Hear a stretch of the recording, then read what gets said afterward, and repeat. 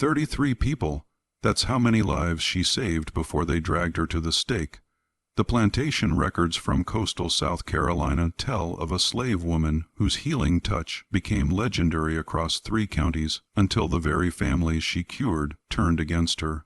On the morning of August 14, 1748, guards opened the iron door of the Georgetown District Jail to retrieve the condemned healer for execution. The cell was empty. No broken locks, no tunnel, no accomplice, just gone. Local magistrates ordered the incident erased from official records, and for nearly 3 centuries, her story remained buried in sealed church archives and private family journals. Tonight, you'll hear what really happened to the woman they called a witch, and why her disappearance terrified an entire community more than any execution ever could. Before we continue with the story of the healer who vanished from a locked cell, if you're fascinated by mysteries that challenge everything we think we know about American history, hit that subscribe button and turn on notifications so you never miss stories like this. And tell me in the comments, what state are you listening from? I love hearing where my audience discovers these forgotten tales. Now, let's step back to 1731, to a place where survival meant understanding the fine line between gift and curse. What the Georgetown magistrates couldn't erase, however, were the whispered accounts that survived in family Bibles, in marginalia of ledgers, in letters tucked between pages of forgotten books. And it's from these fragments that we piece together what truly happened. The settlement that would become Georgetown sat like a jewel along the Wabash, where 4 rivers converged to create one of the finest natural harbors on the Atlantic coast. By 1731, Rice had transformed the low country into a landscape of engineered waterways and vast plantations that stretched inland for miles. The humid air hung thick with mosquitoes and money, both equally relentless. The Fairmont plantation occupied nearly 800 acres of prime title land. Its rice fields organized in a geometric pattern that would have impressed any European engineer. The main house, built of cypress and tabby, that distinctive mixture of oyster shells, sand, and lime, stood 2 stories tall with wide piazzas designed to catch the slightest breeze. Inside, imported furniture from England mixed with pieces crafted by skilled enslaved carpenters, whose names would never appear in any record book. Jonathan Fairmont had inherited the property from his father along with 63 enslaved people, whose value on paper exceeded the land itself. He was 29 years old, educated at the College of William and Mary, and possessed that particular combination of ambition and insecurity common to second sons of wealthy families. His wife, Catherine, was 16 when they married, the daughter of a Charleston merchant whose fortune came from the triangular trade. She had pale skin that burned easily in the Carolina sun and a persistent cough that the local physician attributed to weakness of constitution. The enslaved community at Fairmont lived in 2 rows of small cabins behind the main house, far enough for propriety, but close enough for quick summons. They worked the rice fields during the day, back-breaking labor in water that reached their thighs under a sun that could kill a man in hours. At night, they maintained their own small gardens, their own customs, their own quiet acts of resistance. Sarah arrived in early spring of 1731, sold from a plantation in Virginia after her previous owner died interstate. The bill of sale listed her age as approximately 25, her condition as healthy, her skills as domestic work. It mentioned nothing about the small leather pouch she wore around her neck, or the knowledge she carried that couldn't be appraised or inventoried.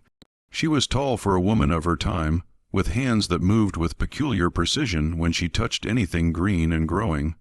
Her eyes held something that made people uncomfortable. Not defiance exactly, but an unsettling quality of observation, as if she saw more than what appeared on the surface. She spoke little during those first weeks, learning the rhythms of Fairmont, the personalities that ruled it, the small tyrannies and larger cruelties that structured each day. It was one of the field workers, a man named Thomas, whose legs bore the scars of shackle sores that never fully healed, who first saw what she could do. He'd cut his hand badly on an oyster shell while repairing one of the trunk gates that controlled water flow into the rice fields. The wound festered in the heat, turning angry red, then black at the edges. The overseer, a Scotsman named Duncan McCulsich, noted it in his log, but did nothing. A dead slave was expensive, but so was the doctor's time. Thomas showed the wound to Sarah one evening after the work bell rang. She examined it without speaking, then disappeared into the woods beyond the slave quarters. She returned an hour later with a handful of plants that looked like common weeds to anyone else. Using a flat stone, she crushed certain leaves into a paste, mixed it with clean water from the well, and bound the mixture against his wound with strips of cloth. Within 3 days, the black had retreated. Within a week, the wound closed. Within 2 weeks, Thomas could grip an axe handle without wincing. Word spread quickly through the quarters, the way important information always traveled. In glances, in deliberately casual conversation, in the careful code that the enslaved developed to protect what mattered, others came to her with their ailments. A woman suffering from fever following childbirth. A child with a cough that wouldn't stop. An elderly man with joints so swollen he could barely walk. Sarah treated them all, usually at night, usually in silence. She never asked for payment. What could they give? But recipients left small gifts anyway. A carved wooden spoon, a handful of rice saved from their rations, a scrap of blue cloth. The first time anyone from the main house noticed was in July, when the overseer McCullough developed a stomach complaint so severe he couldn't leave his small house near the rice mill. For 2 days, he writhed in agony while his assistant sent a messenger to Georgetown for the doctor. But the doctor was attending a difficult childbirth 20 m away and wouldn't come. One of the house slaves, a woman named Betty, who'd watched Sarah work, suggested quietly to Catherine Fairmont that perhaps Sarah knew something about healing. Catherine, desperate as her husband grew increasingly angry about the plantation's halted supervision, agreed. Sarah examined the overseer with the same careful attention she gave everyone. His symptoms suggested something he'd eaten, combined with the brackish water from the well near the rice fields. She prepared a tea from bark she gathered from specific trees, added roots dug from specific spots in the forest, and made him drink it 3 times daily while she monitored his recovery. Within 4 days, McCulsich was back on his horse, shouting orders across the fields. Jonathan Fairmont noted this in his ledger. The slave woman Sarah has demonstrated knowledge of herbal remedies proved useful with overseer's illness may serve household purposes. Catherine's cough worsened through the late summer. What began as a mild irritation became a persistent racking that shook her thin frame. The Georgetown physician, Dr. Archibald Hayes, prescribed bleeding, then purging, then a tonic of his own invention that cost Jonathan 3 sterling and did absolutely nothing. By September, Catherine could barely leave her bed. She'd grown so thin that her collarbones protruded sharply beneath her nightgown. She coughed blood into handkerchiefs that the house slaves burned in secret. Jonathan grew desperate, his worry manifesting as irritation with everyone around him. Betty suggested Sarah again. This time, Jonathan himself summoned the healer to the main house. Sarah stood in the doorway of Catherine's bedroom, taking in everything with those observant eyes. The windows kept closed despite the heat, the chamber pot that smelled of infection, the pale, damp skin, the shallow, rapid breathing. She stepped closer, placed her hand on Catherine's forehead, then her chest, then her back, feeling for something that couldn't be seen. "She needs air," Sarah said. Her voice was surprisingly clear with an accent that suggested origins farther north. Clean air, and the windows must open. The physician said drafts would worsen her condition. Jonathan protested. Sarah looked at him directly, a moment of eye contact that would have earned most enslaved people a strike. The physician is wrong. Perhaps it was desperation, or perhaps something in Sarah's certainty. But Jonathan ordered the windows opened. Sarah returned that evening with bundles of plants wrapped in cloth. She boiled water in the kitchen, an act that scandalized the cook who ran that domain, and steeped leaves and roots in careful proportions. The resulting tea smelled of mint and something sharper, almost medicinal. She made Catherine drink it 3 times daily. She also mixed a paste that she instructed be rubbed on Catherine's chest and back before sleep. Most importantly, she insisted Catherine sit outside on the piazza for 2 hours each morning and evening breathing the river air. Dr. Hayes, when he learned of this treatment, pronounced it dangerous superstition and warned Jonathan that he was risking his wife's life by allowing a slave's ministrations. But Catherine was dying under Hayes's care, so Jonathan continued Sarah's regimen. 3 weeks later, Catherine walked downstairs to dinner. 4 weeks later, her cough had diminished to occasional clearing. 6 weeks later, she asked for her sewing basket, a sure sign of returning strength. The story spread through Georgetown society with the speed of scandal. The Fairmont slave who'd saved Catherine's life became a topic of parlor conversation. Other plantation families began sending for her, always carefully, always with the proper permissions negotiated between owners, because a skilled slave's time was valuable property. Sarah treated Rebecca Thornton's infant son when he developed a fever that 3 doctors couldn't break.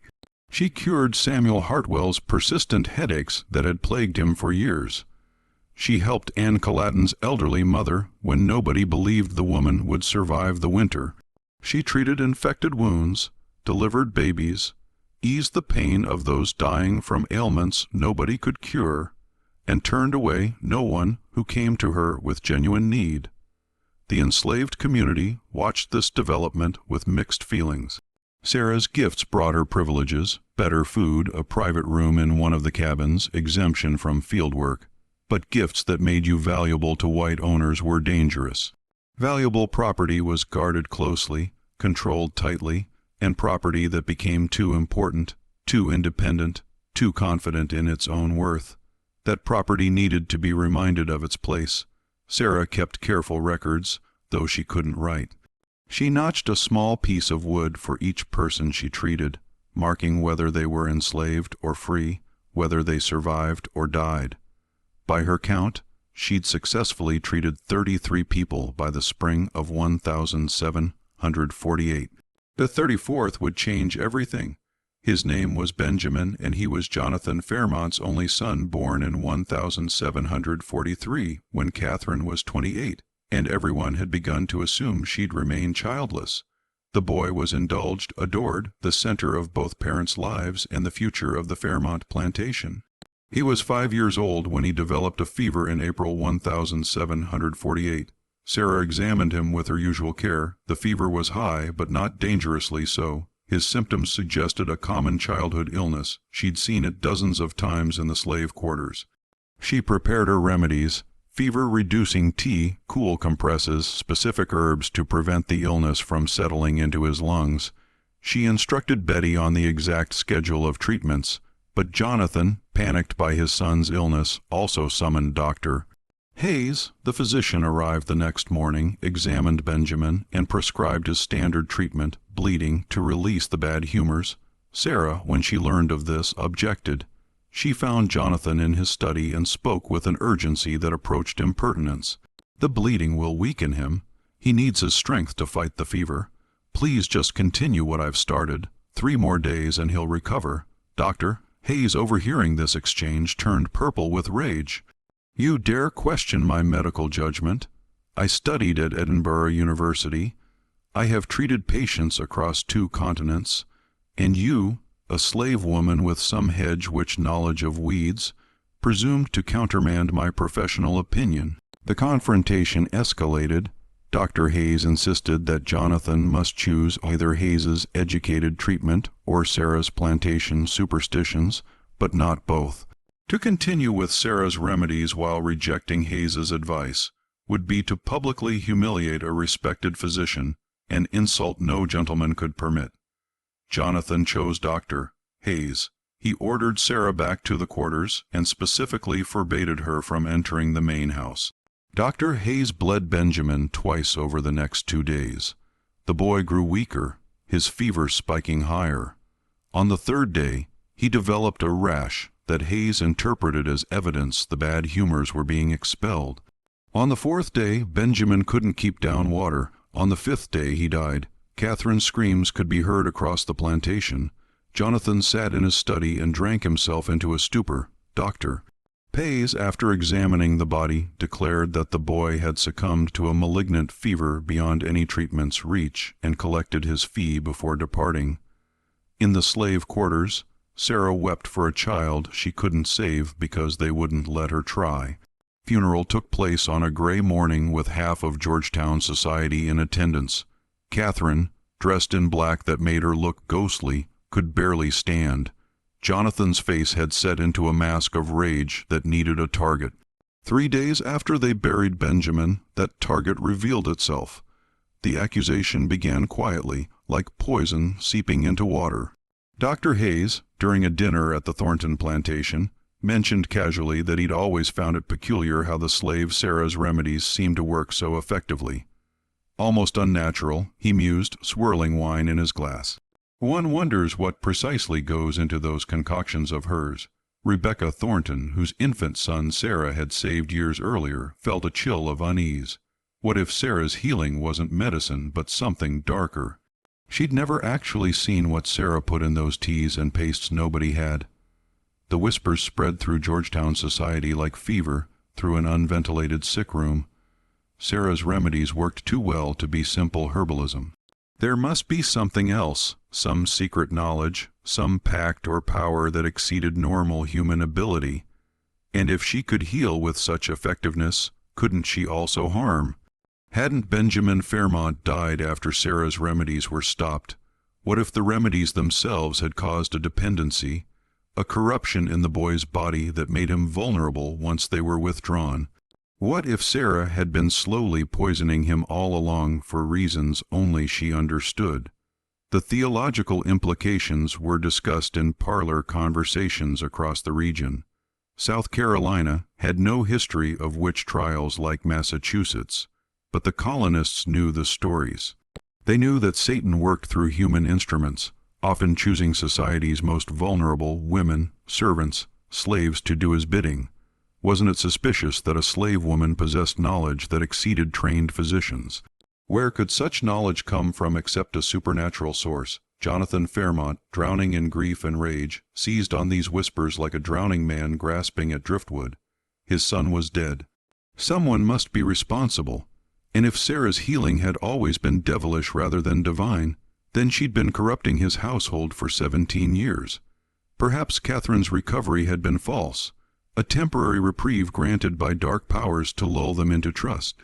Perhaps every cure she'd performed had extracted some spiritual price that would eventually be collected. On May 3, 1748, Jonathan filed a formal complaint with the Georgetown magistrate, accusing Sarah of practicing witchcraft, of using diabolical arts and poisonous substances to achieve her cures, and of deliberately causing his son's death through supernatural means. The charge was legally absurd. South Carolina had no witchcraft statutes, and the colonial government generally discouraged such prosecutions as primitive superstition.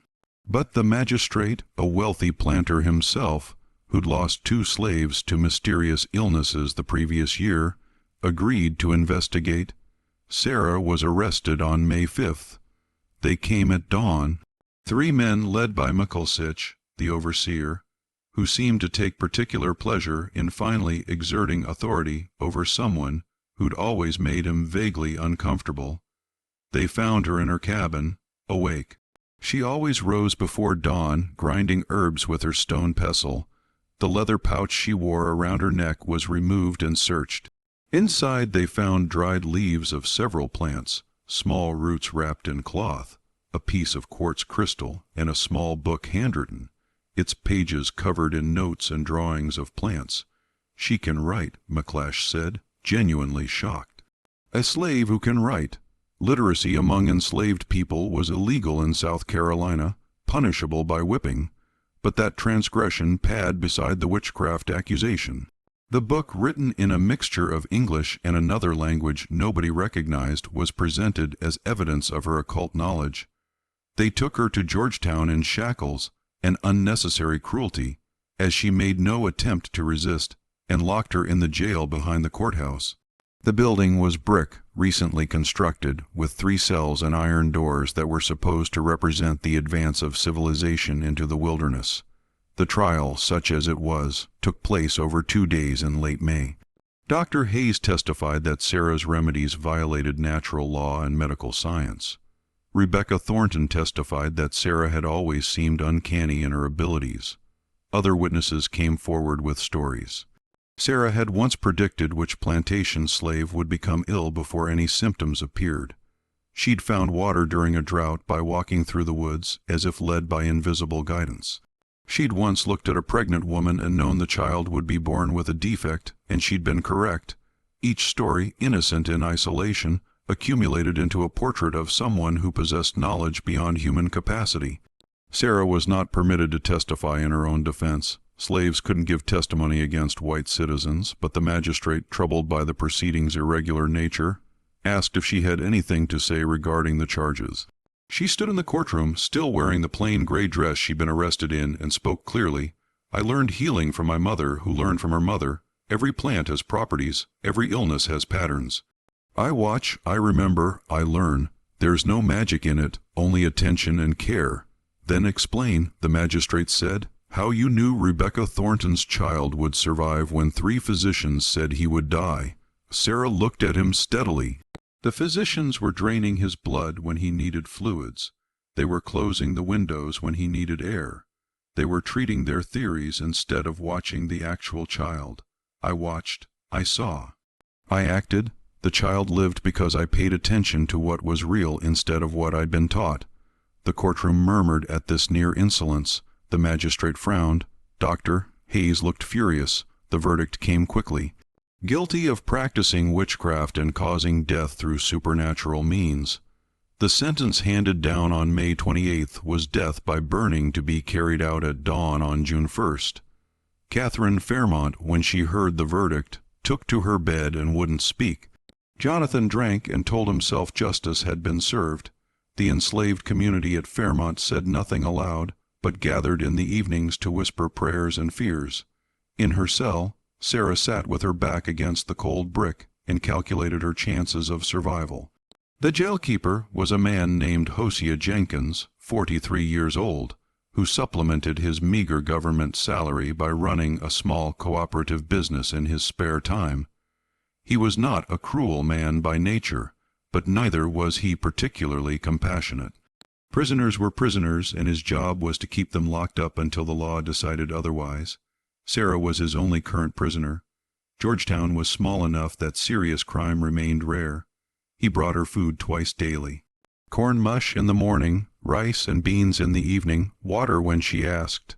He rarely spoke to her except to announce when he was opening the cell door. But on the evening of May 29th, 2 days before her scheduled execution, Jenkins found Sarah sitting cross-legged in her cell, eyes closed, lips moving in what might have been prayer or might have been something else. When he set down her food, she opened her eyes and looked at him. "Your daughter suffers from headaches," she said. Jenkins froze. His daughter Martha, aged 11, did indeed suffer from terrible headaches that left her bedridden for days at a time. But he told no one in Georgetown about this. It was family business, private, and besides, who could help? "How do you know about Martha?" he asked. "You have lines around your eyes that come from worry, not age. You carry the smell of feverfever. You've been trying to treat someone with it, but fever alone won't help if the headaches come from pressure in the skull. You need willow bark tea mixed with fever, given at the onset of pain, not after it's established. And she should sleep with her head elevated on 2 pillows instead of 1. Jenkins stared at her. "You're about to burn for witchcraft, and you're giving me medical advice. I'm about to burn for healing people." Sarah corrected. "There's a difference." That night, Jenkins went home and prepared the tea exactly as Sarah described. When Martha's headache began the next morning, he could always tell by how she squinted at the light. He gave her the tea and elevated her head. Within an hour, the pain receded instead of building. By afternoon, Martha was up and playing with her younger brothers. Jenkins sat in his small house that evening and wrestled with his conscience. The law said Sarah would burn. The court had decided But the law had also said that healing his daughter's pain was witchcraft, and if that was witchcraft, then the law itself was sick. He made a decision that would cost him everything. On the evening of May 31st, after darkness fell, Jenkins visited Sarah's cell. "I'm going to unlock this door," he said quietly. "In 10 minutes, I'll be in my office facing away from the cells, examining ledgers that require my complete attention. What happens after that is between you and God." Sarah stood. "They'll know you helped. They'll suspect. They won't prove. I'm a free man. They can't torture a confession out of me, and I'll have plausible story about falling asleep at my desk." He paused. "My Martha is 11 years old. Before you treated her headaches, she spent half her life in pain. That's worth my job, maybe worth more. Where should I go? North. Follow the river inland away from the plantations. There are places in the back country where nobody asks questions, where people need healing and don't care where it comes from. You'll find help if you're careful." He handed her a small bundle, food, a knife, flint. "It's all I can spare." Just when we thought the story would end at the stake, one man's conscience changed everything. If you're gripped by this tale of courage and impossible choices, show your support by hitting that like button and sharing this video with someone who loves true historical mysteries, and drop a comment with your theory. Do you think Sarah made it to freedom, or did they catch her before dawn? Let's find out what happened next together. At midnight on June 1st, Sarah walked out of her cell. She moved through the darkened jail like smoke, making no sound.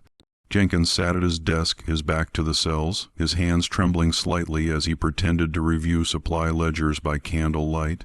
She paused at his door. "Thank you," she said softly. He didn't turn around. "Go." Sarah disappeared into the Carolina night. Dawn came precisely at 5:47 a.m. on June 1st, 1748.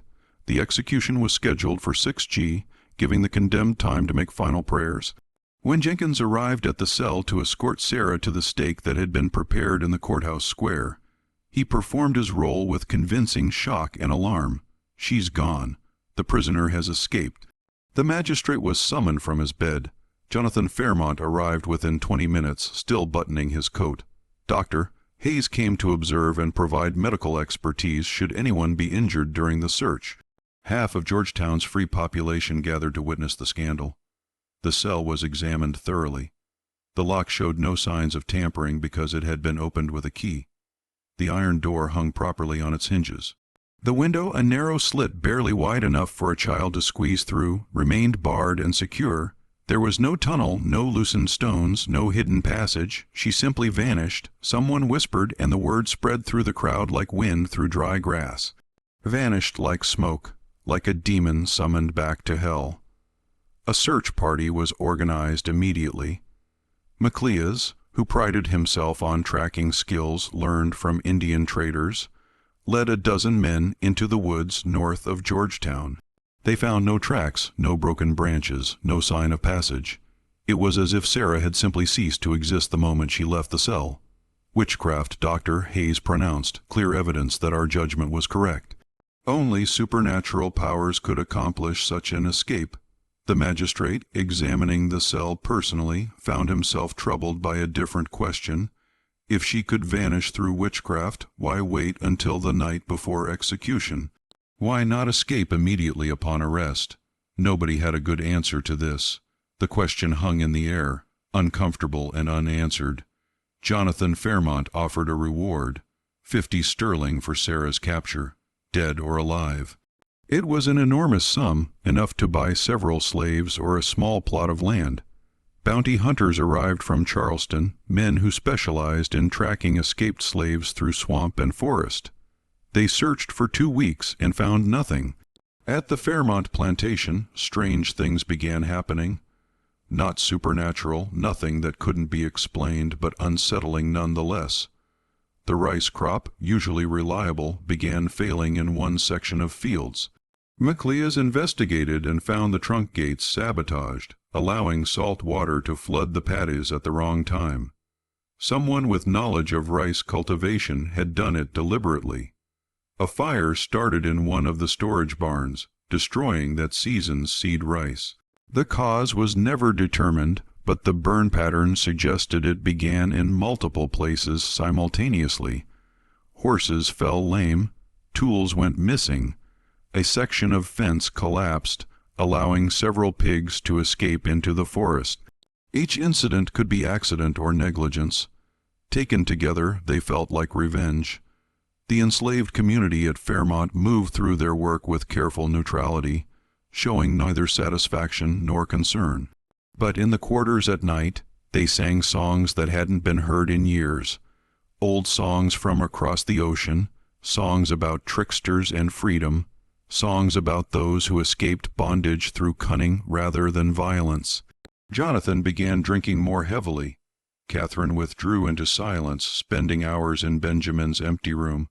The plantation, once prosperous, began declining, not catastrophically, but steadily, like a wound that wouldn't quite heal. Dr. Hayes published a pamphlet, an account of witchcraft in the Carolina Low Country, being a true relation of the escape of the witchwoman Sarah through diabolical arts. It sold briskly in Charleston and Savannah, establishing Hayes's reputation as an expert on supernatural matters. He never mentioned that he'd been wrong about Benjamin's treatment, or that Sarah's remedies had proven more effective than his own. In Georgetown, the jail lock was changed. Jenkins was questioned extensively, but stuck to his story. He'd been working at his desk and had dozed off briefly. When he woke, the cell was empty. How, he didn't know. Must have been witchcraft, just like everyone said. The magistrate didn't believe him, but couldn't prove otherwise. Jenkins kept his position, though his reputation never fully recovered. His daughter Martha's headaches, however, remained manageable for the rest of her life. 2 months after Sarah's escape, a traveling merchant passing through Georgetown mentioned that he'd heard stories from the back country about a woman healer who'd settled near a Cherokee trading path, treating both colonists and Indians with equal skill. She was described as tall, with observant eyes and hands that moved with peculiar precision when working with plants. The magistrate sent inquiries, but received no cooperation. The back country operated by different rules, and a skilled healer, whatever her legal status, was too valuable to surrender for any reward. The truth about Sarah's escape remained hidden until 1779, when Hosea Jenkins lay dying of the fever that had plagued Georgetown that summer. With death approaching and conscience weighing heavy, he sent for his pastor and made a confession. "I let her go," he said, his voice weak but clear. "I opened the cell and gave her supplies and directions. She didn't vanish through witchcraft. She walked out through an unlocked door while I pretended not to notice." The pastor, Reverend Samuel Blackwell, was shocked. "You allowed a convicted witch to escape?" "I allowed a healer who saved my daughter's life to avoid execution for the crime of being better at medicine than the men who charge money for it." Jenkins coughed, the sound wet and painful. "She wasn't a witch. She was a woman who paid attention to the world around her and learned from it. We burned her because she made educated men feel inadequate, and because she was enslaved and therefore couldn't be allowed to possess knowledge that exceeded her masters." But Jenkins had more to confess than just opening a door. In his fever-weakened state, 30 years of carried guilt poured out in fragments that Reverend Blackwell struggled to piece together. Sarah hadn't been entirely unprepared for her escape, Jenkins revealed. During her month of imprisonment, she'd had one regular visitor besides Jenkins himself, a free black woman named Phyllis Rutherford, who operated a small bakery in Georgetown, supplying bread to the courthouse and jail. Phyllis was one of perhaps 24 free people of color living in the district, her freedom purchased years earlier by a grateful merchant whose life she'd saved through skilled nursing during a yellow fever outbreak. Phyllis had known Sarah before the arrest. Years earlier, Sarah had helped Phyllis's sister through a difficult childbirth at one of the neighboring plantations. The baby had been breached, and the white midwife had given up, declaring both mother and child lost. Sarah had been summoned as a last resort. Through careful manipulation and patience that lasted 8 hours, she'd turned the baby and delivered him alive. The mother survived. Phyllis never forgot. When Sarah was arrested, Phyllis began visiting the jail under the pretense of delivering fresh bread. an unnecessary luxury that she claimed was Christian charity for the condemned. She would sit outside Sarah's cell and read scripture aloud as was considered proper.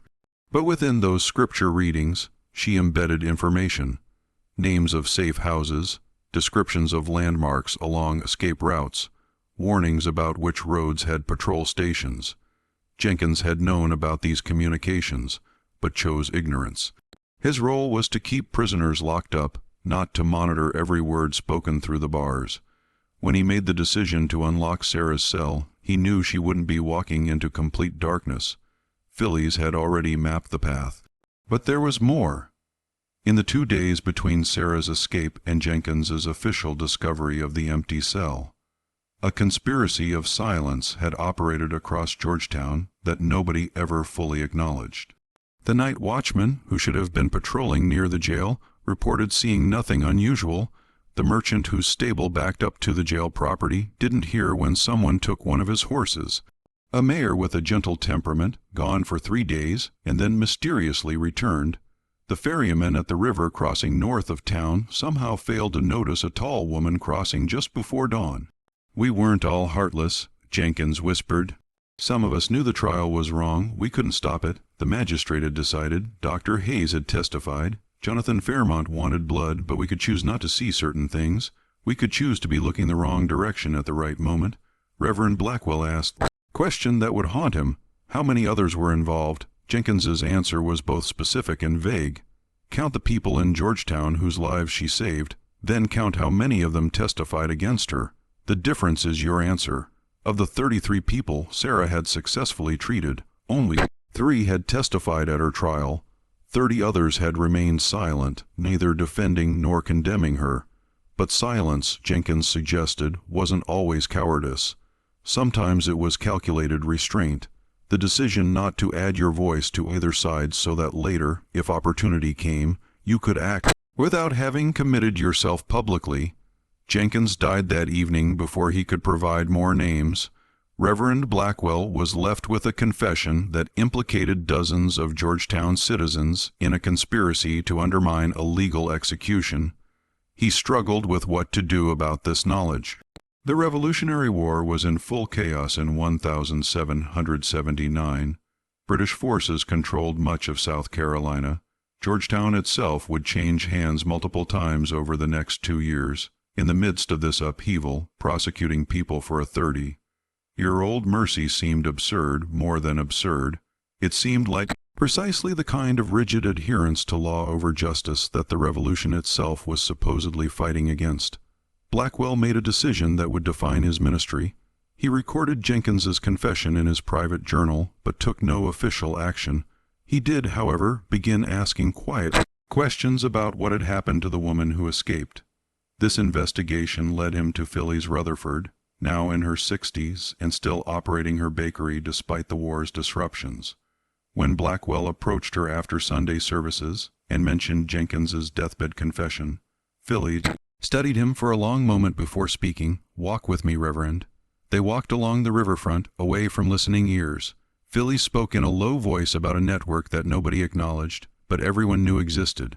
A loose organization of free black people, sympathetic white citizens, and trusted enslaved individuals who helped move people to safety when the law became an instrument of injustice rather than protection. "We didn't do it often," Phyllis said. "Couldn't. Each escape made the next one harder, made the authorities more suspicious. But sometimes a case was so clearly wrong that silence became impossible. Sarah was one of those cases." Phyllis revealed details that Jenkins hadn't known. The escape route had been planned for 2 weeks before Jenkins made his decision. They'd been waiting for him or someone like him to provide the opening. If Jenkins hadn't unlocked the door, they'd found a blacksmith willing to forge a key. If that failed, they'd identified a weak point in the jail's brick wall that could be breached with tools and time. One way or another, Sarah would not have burned. "You have to understand," Phyllis said. By 1748, we'd all seen what happened when knowledge met fear. Sarah's crime wasn't witchcraft, it was competence. She made educated white men look incompetent. And worse, she did it while enslaved. That combination couldn't be tolerated. If they'd burned her, what message would that send? that any enslaved person with skills exceeding their station could be executed on supernatural charges. We couldn't allow that precedent. Reverend Blackwell asked the question that mattered most. Did she survive? Did she make it to freedom? Phyllis smiled but didn't answer directly. I received a letter once years after the escape. It came through Charleston, passed hand to hand until it reached me. No signature, no return address, but I knew the hand that wrote it. I'd seen Sarah's plant drawings, and the handwriting matched. The letter thanked me for the scripture readings that Summer said she'd found the passages particularly illuminating. That was all, but it was enough. The existence of this letter was significant. If Sarah had survived to write it, she'd not only reached safety, but had maintained her literacy, a dangerous thing for any black person in the South, enslaved or free, and evidence of remarkable determination. She'd also maintained connections, knew who could be trusted to carry messages across state lines without asking too many questions.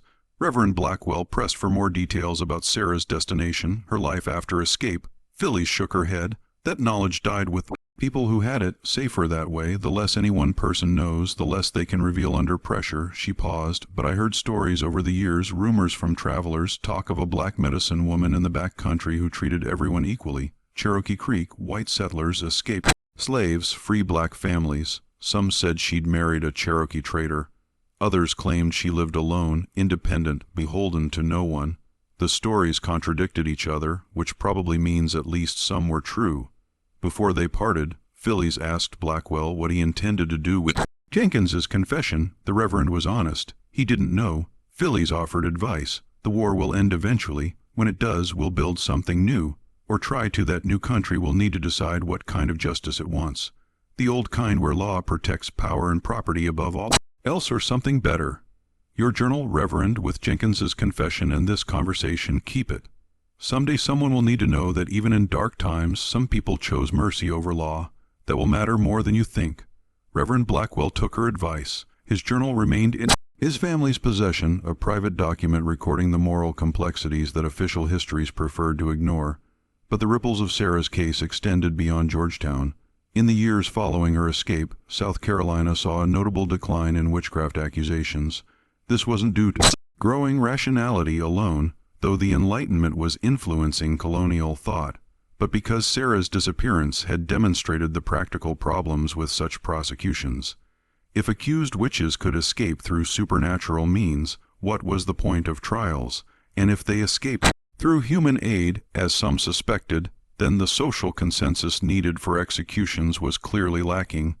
Dr. Hayes's pamphlet about Sarah's case, published in 1749, had actually worked against its author's intentions. Rather than establishing Hayes as an expert on supernatural matters, it made him look credulous and superstitious. Educated readers in Charleston and Savannah, influenced by European scientific thinking, mocked his conclusions. One satirical response published in the South Carolina Gazette in 1750 suggested that perhaps Dr. Hayes's medical treatments were the real witchcraft, given how many patients survived by avoiding his care.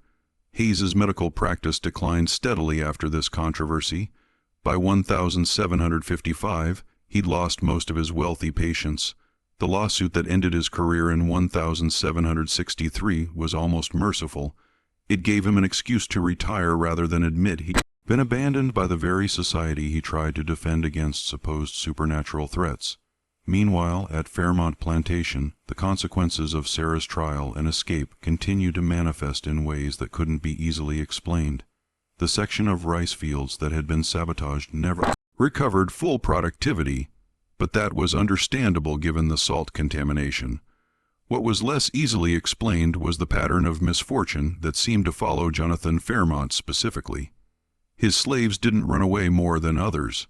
Escape from low-country rice plantations was notoriously difficult given the geography and patrols, but they worked with a kind of deliberate inefficiency that was impossible to punish because it left no clear evidence. Tools weren't missing, they just broke more often. Repairs were completed, they just needed to be redone more frequently. Work was finished, it just took longer than before. McElsich, the overseer, noted this in his reports but couldn't identify specific culprits.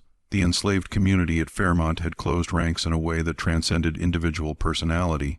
They weren't rebellious. That would bring violent punishment. They were simply less enthusiastic, less invested in the plantation's success. And in an economy that depended on enslaved people caring enough about their work to do it well, this quiet disengagement was devastating.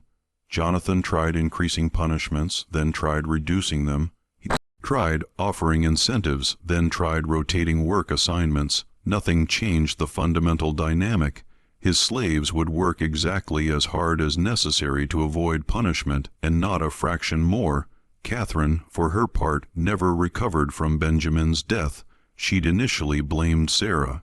That was easier than blaming her husband for choosing Dr. Hayes over effective treatment. But as months became years, she couldn't maintain the delusion. Benjamin had been dying under Hayes's care, improving under Sarah's. Her son's death was the price of social convention, of deference to credentialed authority over practical results. She began having dreams, not supernatural visions, just the ordinary nightmares of grief and guilt.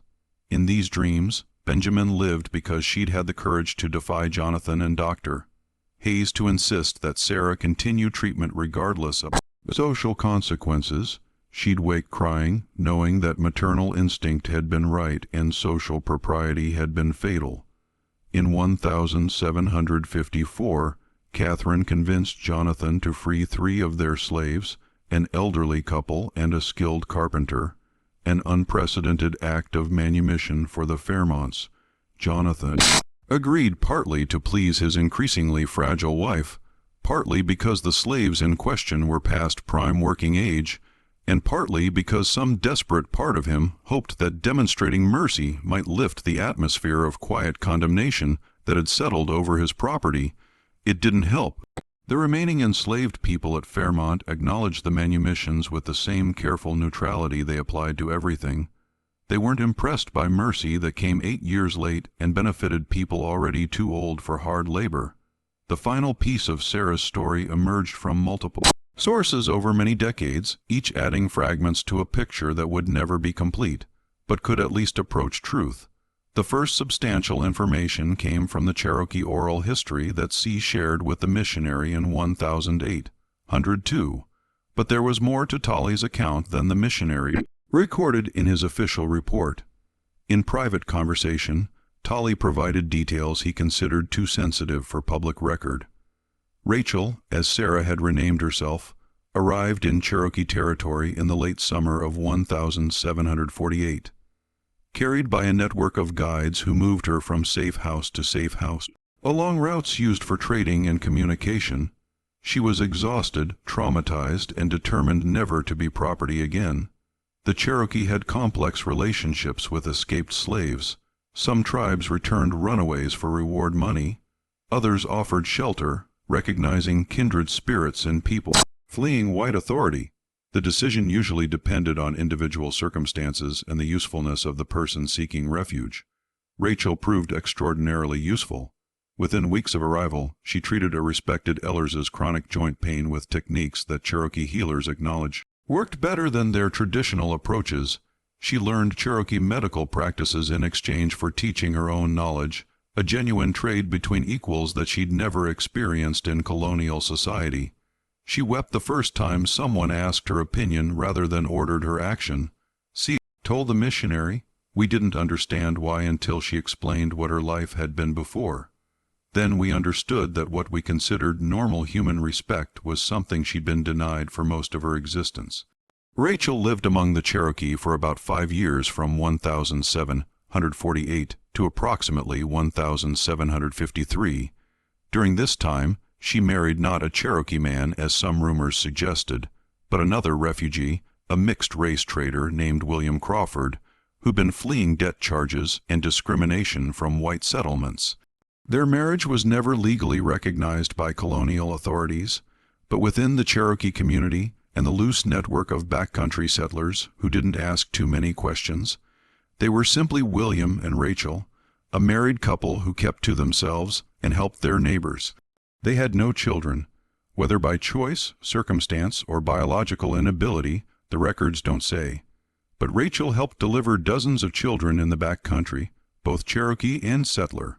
Her reputation spread across territories that had no newspapers or official communication networks, spread by the oldest form of advertising. Grateful parents telling their friends about the woman who'd saved their babies. In 1753, William died in a hunting accident, a genuine accident, nothing suspicious, just the everyday dangers of backcountry life. Rachel buried him on a hillside he'd loved beneath an oak tree they'd planted together the year they married. She chose to stay in the area rather than return to Cherokee territory, building a small cabin on unclaimed land that nobody bothered to dispute because it was too far from anything valuable. For the next 11 years until her death in 1764, Rachel operated as an independent medical practitioner in a region where independence was possible precisely because official authority rarely reached.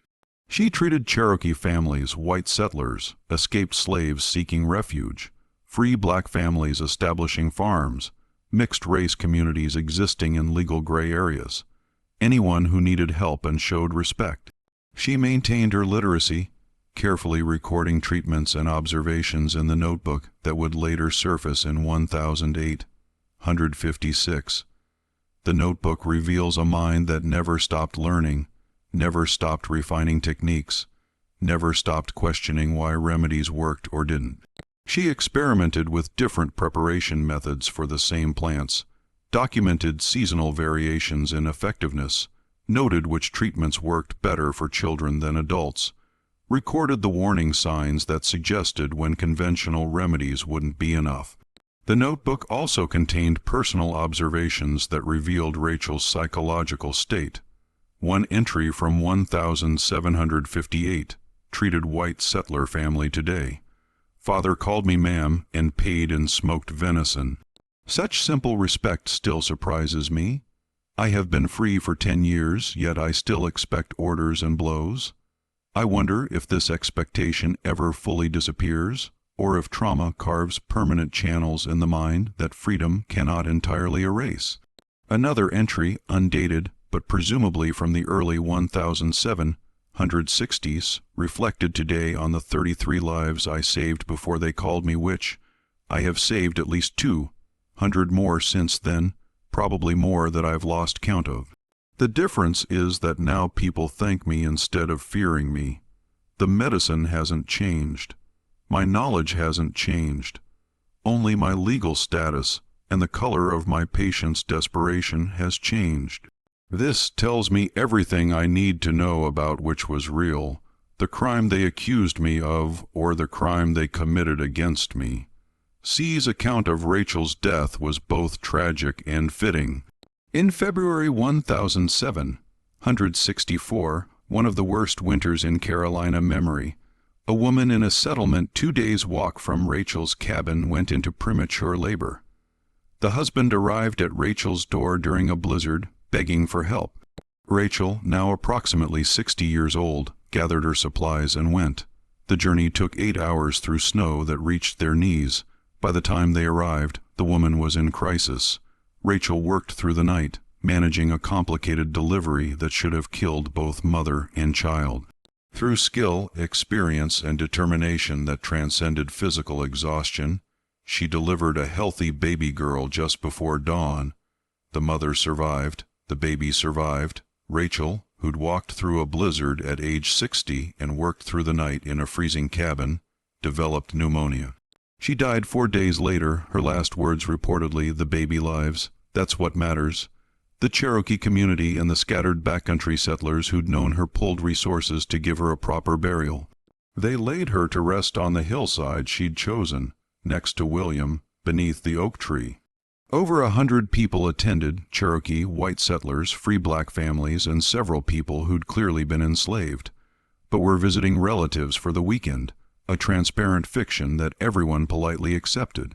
One of these visitors was a young man named Isaac, who traveled from a plantation near Charleston.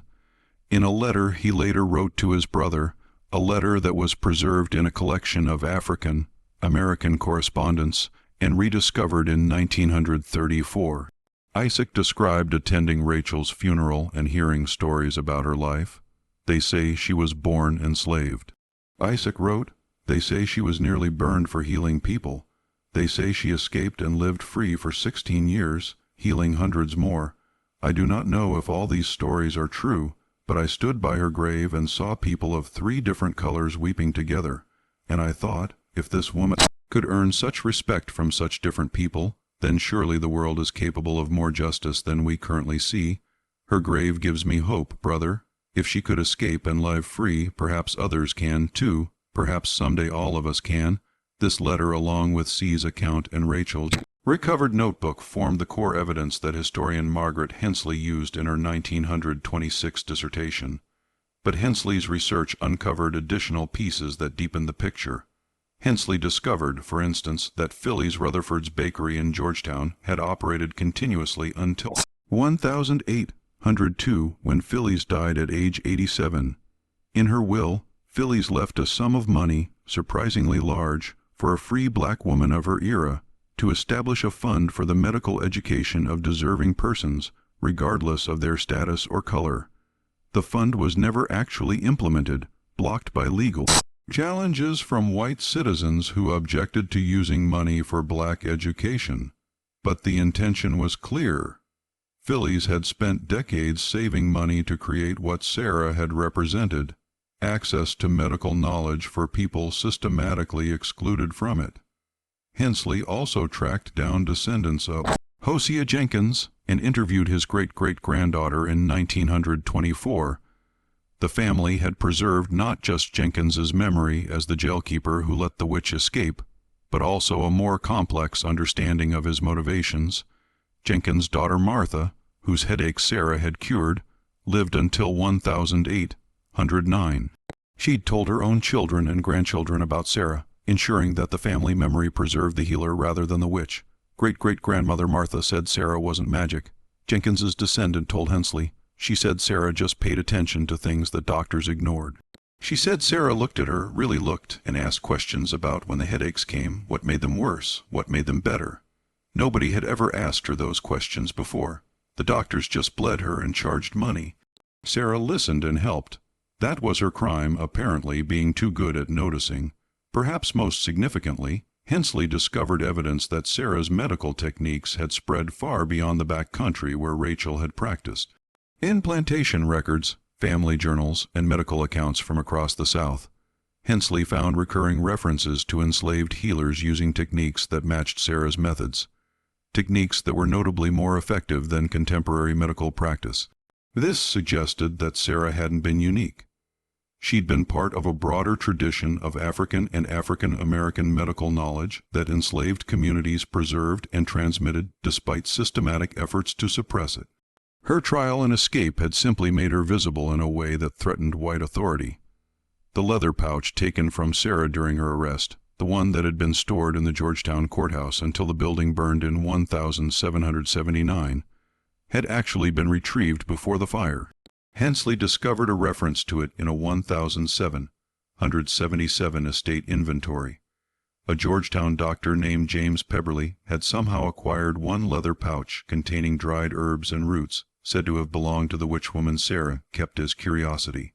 Pemberley died in 1778, and his estate was liquidated to pay debts. The pouch was purchased by a medical student from Charleston who was fascinated by folk remedies. That student, William Drayton, became a physician who incorporated some of what he'd learned from studying Sarah's herbs into his own practice. In his personal journal, Drayton wrote, "Examined the contents of the so-called witch's pouch today. Found specimens of willow bark, feverfew, and several other botanicals. Tested their properties and found them remarkably effective for various ailments. Either this woman was remarkably lucky in her plant selection, or she possessed knowledge that exceeded my expensive medical education. I suspect the latter, which troubles me more than I care to admit." By the time Hensley published her dissertation in 1926, she'd accumulated enough evidence to conclusively demonstrate that Sarah had been a skilled medical practitioner, that her escape had been aided by multiple people who recognized an injustice, and that her influence had persisted long after her death through the treatment she'd pioneered and the people she'd trained. Hensley's work was largely ignored by mainstream historians, partly because it centered a black woman's story in an era when such histories were considered marginal, partly because it complicated the narrative of steady medical progress that the profession preferred. But it found an audience among medical historians, anthropologists studying folk medicine, and the growing field of African Indian history. In 1956, a historical marker was placed near the site where Rachel's cabin had stood, by then long gone, reclaimed by forest. The marker read, "Near this site lived a healer known as Rachel, believed to be Sarah of Georgetown, who escaped execution for witchcraft in 1748, and practiced medicine among Cherokee and settler communities until her death in 1764. She represents the many black healers whose knowledge preserved lives and challenged authority in early America." The marker lasted until 1965, when vandals destroyed it. It was never replaced, but the destruction sparked a local effort to preserve the oral histories of backcountry medicine, resulting in a collection of recorded interviews with elderly residents who remembered stories their grandparents had told about various healers, including a tall black woman with careful hands and observant eyes, who'd lived alone but was never lonely, who'd asked for little but given much, who'd be and called a witch by people who feared her and a savior by people who knew her. In Georgetown itself, the story of Sarah evolved over centuries. By the 1820s, she'd become a campfire story, a witch who escaped through magic, a cautionary tale about dabbling in dark arts. By the 1920s, she'd been largely forgotten, a footnote in local histories. By the 1980s, after Hensley's research had slowly percolated through academic circles and into public consciousness, she'd been reclaimed as a symbol of resistance and knowledge persisting against oppression. In 2003, the Georgetown County Historical Society issued a formal statement acknowledging that Sarah's trial had been a miscarriage of justice, that her medical knowledge had been genuine and valuable, and that her persecution represented a shameful chapter in local history. The statement stopped short of an official apology. Authorities in 2003 couldn't apologize for actions taken by different authorities in 1748, but it represented a shift in how the community understood its own past. What do you think of Sarah's story? Do you believe justice was ever truly served, or did she simply survive an injustice that was never properly addressed? The question of whether mercy is enough when justice fails remains relevant today. Leave your thoughts in the comments below. I'm genuinely curious how this story resonates with you. If this tale of courage, knowledge, and survival moved you, share it with someone who needs to hear about historical figures who refuse to be erased. Subscribe to Liturgy of Fear for more forgotten American stories that challenge what we think we know about our past. Hit that notification bell so you never miss these deep dives into the mysteries that official histories try to bury. And remember, Sarah's real legacy wasn't escaping the stake or living free in the back country. Her legacy was every life she saved, every person she trained, every technique she documented, every time someone chose mercy over law, healing over authority, observation over assumption.